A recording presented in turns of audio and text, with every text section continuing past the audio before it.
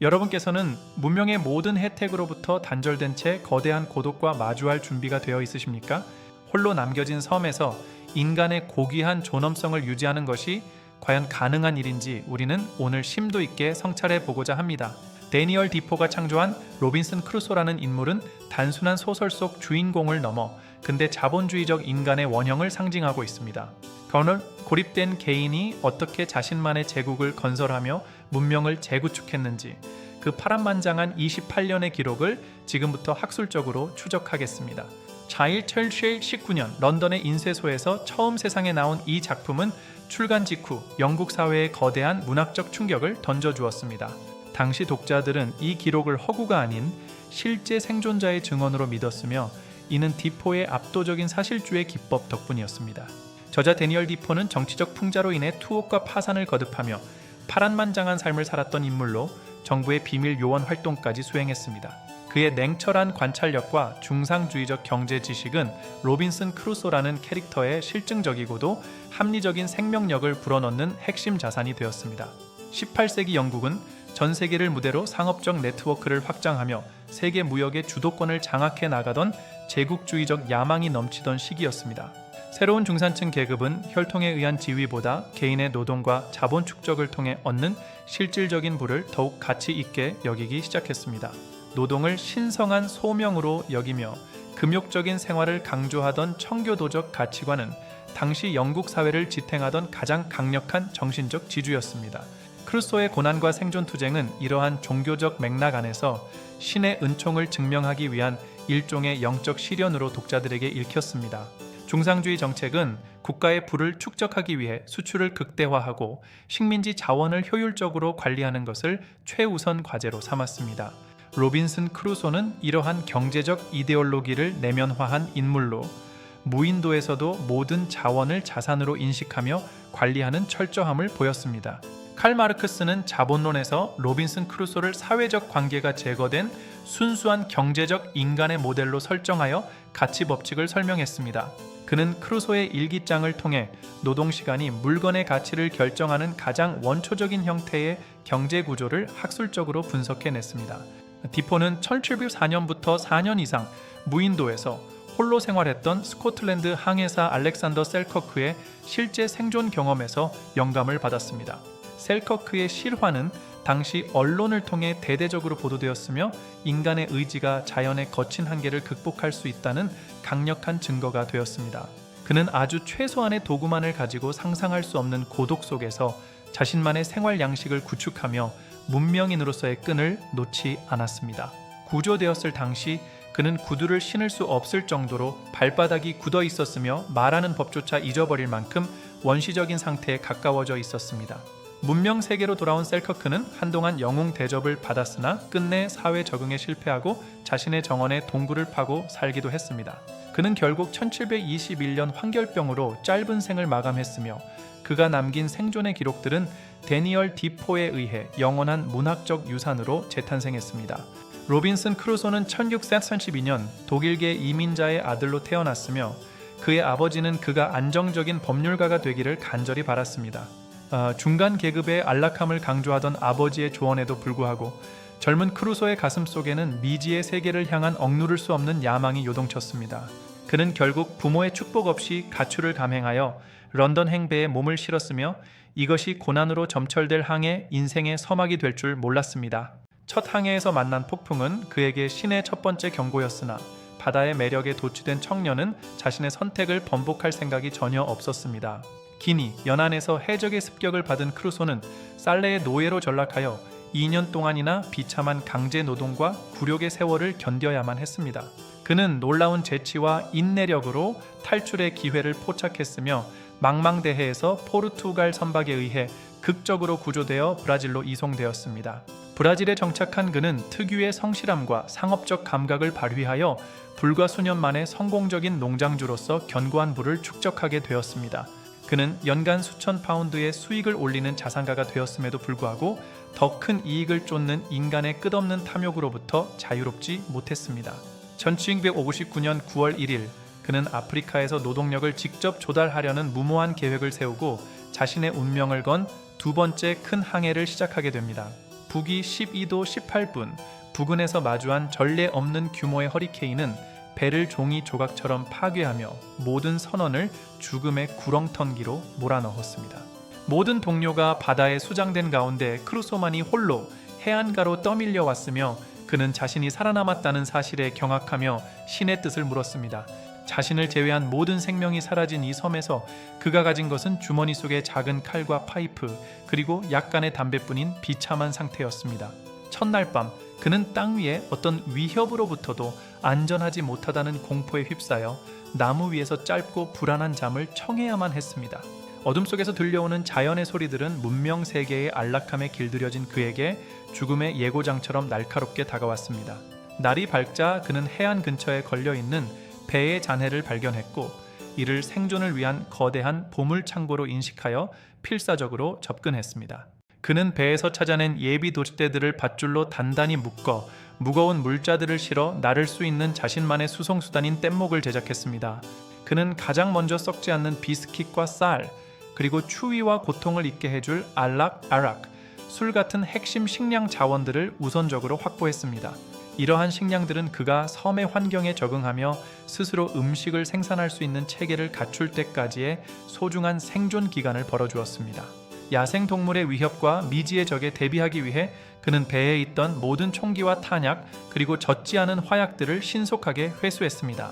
그는 화약의 소중함을 누구보다 잘 알고 있었기에 이를 섬 전체의 여러 은밀한 장소에 분산 보관하는 치밀한 방어 전략을 세웠습니다. 배에서 찾아낸 목수의 연장통은 금화 수만 파운드보다 더 가치 있는 것이었으며 이는 문명을 재건할 가장 핵심적인 기술적 토대였습니다. 그는 배의 모든 못 하나까지도 아끼며 수집했고 이러한 도구들을 활용하여 무인도의 원시 자연을 자신의 의지대로 재편하기 시작했습니다. 육체적 생존 물자 외에도 그는 정신적 안식을 위한 성경과 지적인 정체성을 유지해줄 서적 및 항해 장비들을 잊지 않고 챙겼습니다.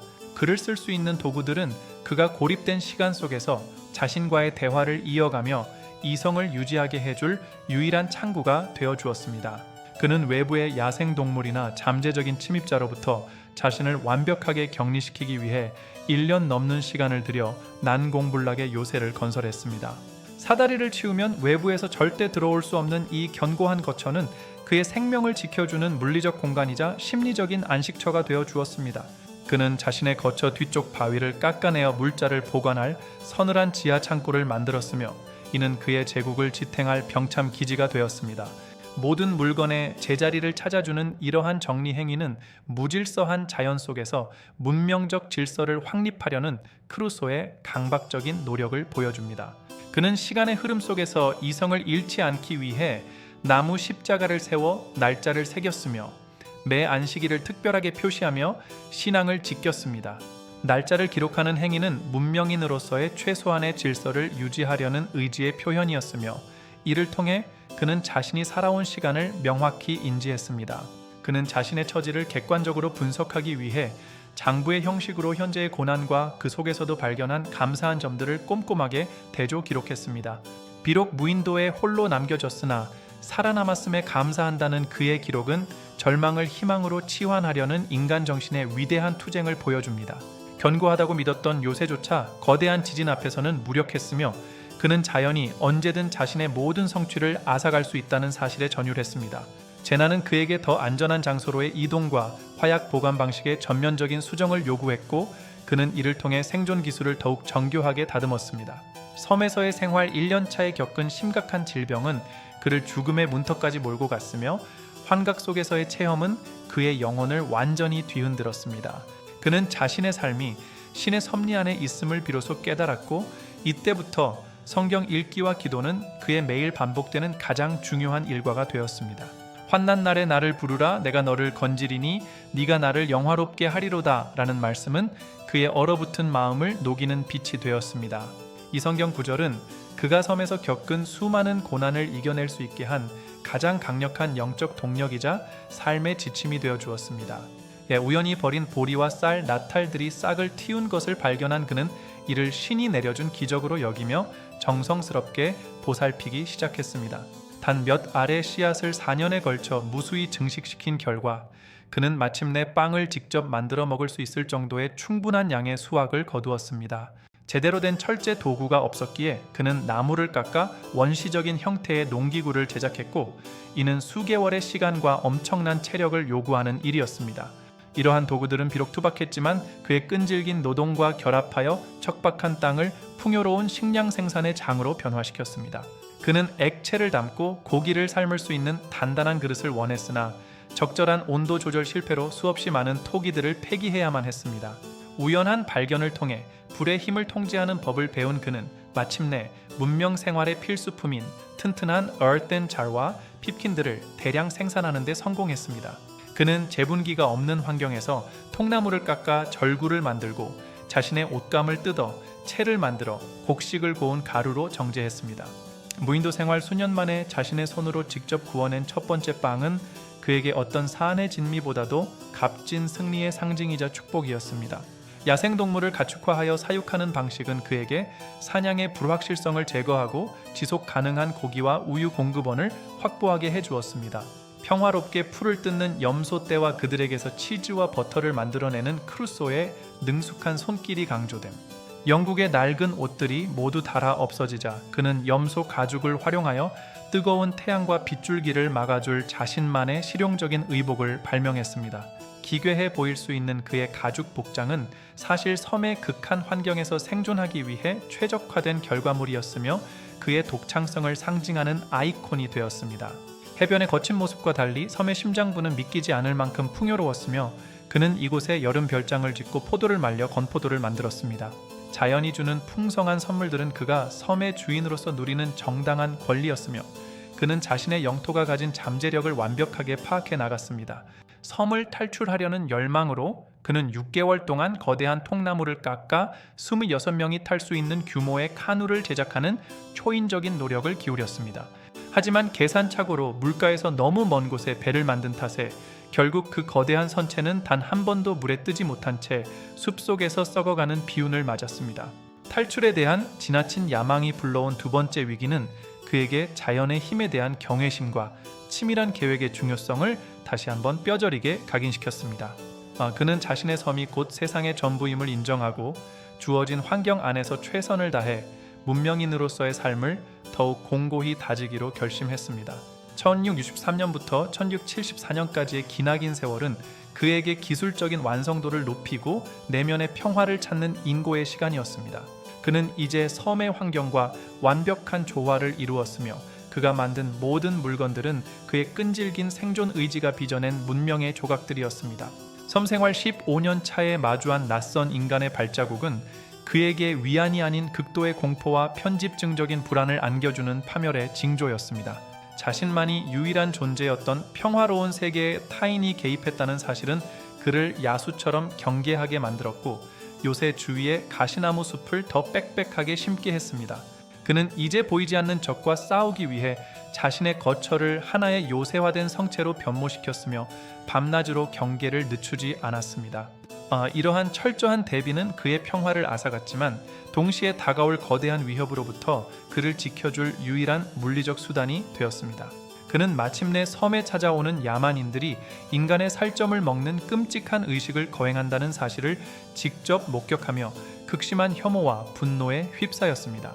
그는 그들을 신의 심판대에 올릴 것인지 아니면 자연의 섭리로 내버려 둘 것인지를 두고 수년간 고뇌하며 자신의 도덕적 판단력을 시험했습니다. 섬 근처에서 난파된 스페인 선박의 신호는 그에게 동료를 얻을 수 있다는 희망을 주었으나 파도는 차가운 시신들만을 해변으로 밀어보냈습니다. 그는 죽은 선원들을 정중히 매장하며 인간의 유한함을 다시 한번 절감했고 다시 찾아온 고요 속에서 더욱 깊은 고독에 침잠했습니다. 1984년 어느 날 그는 탈출하던 한 젊은이를 구하기 위해 총을 들었고 이는 25년 만에 처음으로 인간과 관계를 맺는 역사적 순간이었습니다. 그는 구출된 날의 이름을 따서 청년에게 프라이데이라는 이름을 지어주었으며 이 관계는 평등한 우정이 아닌 명확한 주종 관계로 시작되었습니다. 크루소는 프라이데이에게 가장 먼저 주인 마스터이라는 단어를 가르쳤으며 이는 18세기 영국의 제국주의적 교화 과정을 압축적으로 보여줍니다. 프라이데이는 곧 크루소의 가장 충성스러운 동반자이자 섬을 관리하는 유능한 노동력이 되었고 섬은 하나의 완성된 사회적 체계를 갖추기 시작했습니다. 크루소는 프라이데이의 순수한 질문들을 통해 자신의 신앙을 되돌아보게 되었고, 그를 개종시키는 과정에서 커다란 영적 성취감을 느꼈습니다. 이러한 종교적 교환은 미개한 영혼을 구원한다는 당시 유럽인들의 자부심을 반영하며 두 사람 사이의 정신적 유대를 더욱 공고히 했습니다. 두 사람은 고도의 전술과 화력을 활용하여 수십 명의 적을 제압했으며, 이 승리는 크루소에게 섬의 진정한 통치자라는 확신을 부여했습니다. 이제 크루소의 왕국에는 영국인, 개신교도, 가톨릭교도, 그리고 개종한 원주민까지 포함된 아주 작은 규모의 다민족 국가가 형성되었습니다. 구조된 스페인 선원은 이웃 섬에 조난된 다른 동료들의 소식을 전했고, 크루소는 그들을 모두 자신의 섬으로 불러들여 더 큰 공동체를 만들 계획을 세웠습니다. 이제 섬은 단순한 생존의 장소를 넘어 하나의 체계적인 행정력과 생산력을 갖춘 독립적인 정치 공동체로 진화하고 있었습니다. 1186년 말 마침내 섬 근처에 영국배가 나타났으나 그들은 환영받는 구원자가 아닌 폭동을 일으킨 반란군 무리였습니다. 그는 자신을 배후에 숨겨진 보이지 않는 강력한 군대의 지휘관으로 위장하여 공포에 질린 반란군들이 자발적으로 항복하게 만드는 고도의 심리전을 구사했습니다. 이 승리는 무력의 승리라기보다 크루소가 28년 동안 다져온 냉철한 이성과 통제력이 외부 세계의 무질서를 정복한 지적인 승리였습니다. 그는 배를 되찾아준 대가로 자신과 프라이데이를 영국으로 안전하게 후송할 것을 선장으로부터 약속받았습니다. 자신이 28년 동안 가꾼 섬의 주요 시설들을 선장에게 안내하며 마지막 점검을 하는 크루소의 당당한 태도, 그는 사형 대신 섬에 남기를 선택한 자들에게 씨앗과 도구를 나누어 주며 그들이 새로운 삶의 터전을 일굴 수 있도록 자애로운 총독의 면모를 보였습니다. 35년 만에 돌아온 고국은 그가 기억하던 모습이 아니었으며, 가족들은 이미 세상을 떠났거나 그를 완전히 잊은 상태였습니다. 그는 자신이 가졌던 모든 관계가 시간의 흐름 속에 증발했음을 깨달았고, 무인도보다 더 깊은 사회적 소외감을 문명 세계 한복판에서 경험했습니다. 하지만 그의 대리인들이 관리해온 브라질 농장은 지난 수십 년간 막대한 수익을 창출해 놓았고, 그는 하룻밤 사이에 영국에서 손꼽히는 거부가 되었습니다. 신은 그의 인내와 신앙에 대해 가장 현실적이고도 풍요로운 보상을 내려주었으며, 이는 중상주의 시대가 약속한 정당한 노동의 결실이기도 했습니다. 그는 이후 결혼하여 세 자녀를 두었고 안정적인 노후를 보냈으나 그의 마음속에는 여전히 그 섬에서의 치열했던 생존의 기억들이 선명하게 남아 있었습니다. 그가 남긴 이 기록은 후대 수많은 이들에게 절망 속에서도 길을 찾는 법을 가르쳐 주었으며 인간 정신의 불멸성을 증명하는 교본이 되었습니다. 이 작품은 단순히 난파된 남자의 모험담을 넘어 인간이 이성과 노동을 통해 어떻게 자신의 세계를 구축하는지를 보여주는 인류 공통의 신화가 되었습니다. 로빈슨 크루소라는 이름은 오늘날에도 자립, 생존, 그리고 끊임없는 도전 정신을 상징하는 영원한 이름으로 우리 곁에 살아 숨쉬고 있습니다.